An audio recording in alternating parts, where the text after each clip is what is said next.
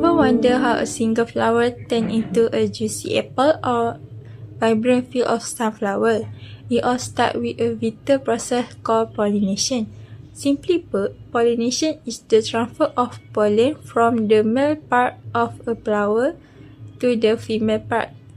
Because plants cannot move, they need a little extra help to make this match happen.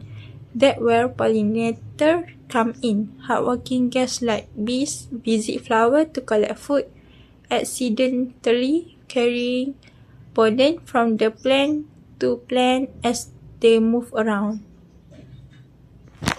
This simple act is incredibly important. Without pollination, plant reproduction decreases dramatically, which means fewer seeds, less fruit, and a major threat to our ecosystem. In fact, many of the flowering plants and crops we rely on every day depend entirely on this little helper to survive. So, the next time you see a bee in your garden, remember, it's helping keep our world alive and growing. Have you ever wondered what would happen to our food if this disappears? Today, we are looking at the critical reasons why our global pollinators are in serious trouble. First, let's talk about chemical pesticides. Farmers use these chemicals to keep bad bugs away from crops. The problem is these chemicals don't private label their targets, and they harm helpful insects too. When bees get exposed to pesticides, it acts like a toxic fog.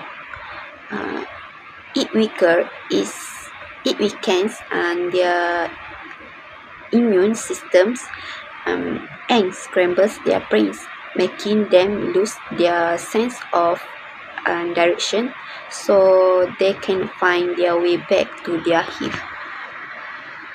Second, pollinators are losing their homes. As we build more cities, roads, and massive industrial farms that only grow one single crop, we clear away white grasslands, headgear crows, and white flowers. For a bee, this is like replacing a giant, healthy food buffet with a concrete desert. Without diverse plants to feed on and safe place to nest, they simply cannot survive. The third driver is climate change. Rising global temperatures are shifting the seasons. Flowers are starting to bloom early in the spring than they used to. This creates a terrible timing mismatch.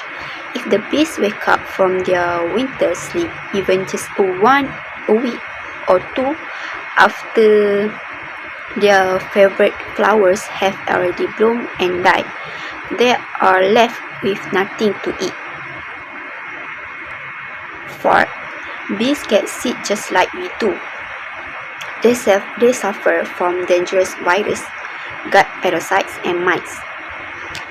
What makes this worse is our global trade, because commercial hives are packed up and shipped all over the country, and the work to pollinate different crops.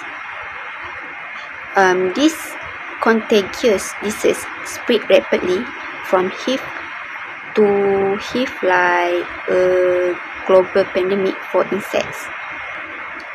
For the example, bee populations are decreasing in many parts of the world. To put this into perspective, this is not just a theory.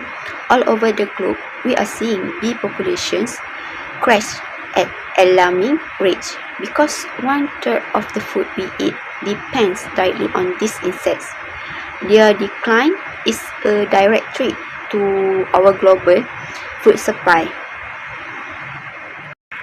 Protecting them is not just about saving the bees, it's about securing our own future. My name is Nasuha. Next, I will explain the impact of pollinator decline on plants and also on humans. Firstly, for plants, when pollination decreases, fewer flowers are successfully fertilized. This leads to a reduction in the number of seeds and fruit produced. As a result, plant reproduction is also affected and become less efficient. Secondly, for humans, this situation can reduce crop production because many agricultural crops depend on pollinators to reproduce. When crop yield decreases, it may lead to the higher food price. In the long term, this can become a threat to the global food security. Therefore, the decline of pollinator does not only affect plants but also has a direct impact on human food supply. Hi, I am Anis. Now, let's look at the solutions that can help to prevent the decline of pollinators population. Okay, first, we can reduce pesticide use. So what is meant by pesticides? Pesticides are chemicals used to control pests, but they can also harm pollinators such as bees, butterflies, and other insects.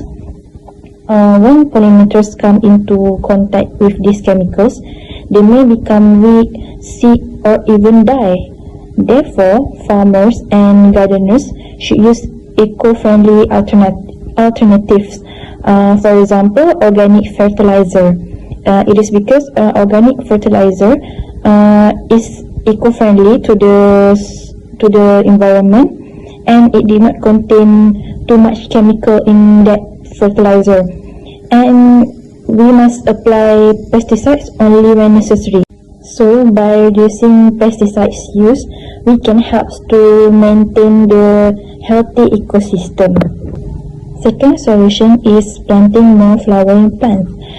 It is because flowering plants can help to support pollinator populations. Flowering plants provide nectar and pollen, which are the main food sources for many pollinators.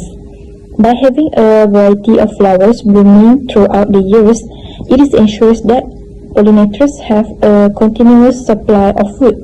In addition, more flowers attract more pollinators to the area, so it can improve pollination and increase crop production.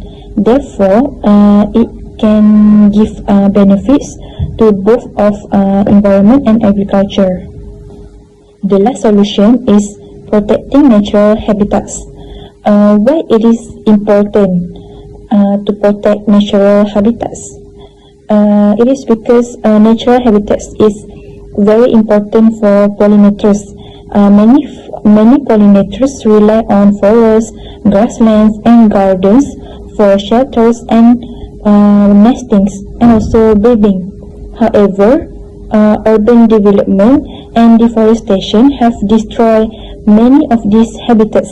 By conserving natural areas and restoring damaged habitats, we can provide safe place for pollinators to live and reproduce.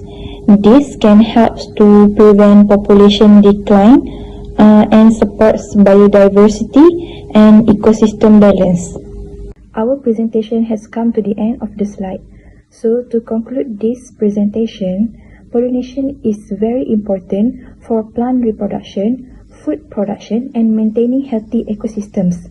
Pollinators such as bees and butterflies helps to ensure the survival of many plants. Therefore, we should protect pollinators by reducing pesticide use, planting more flowering plants, and protecting their natural habitats. By working together, we can help to preserve biodiversity and create a more sustainable environment for future generations. So, that's all from us. Thank you.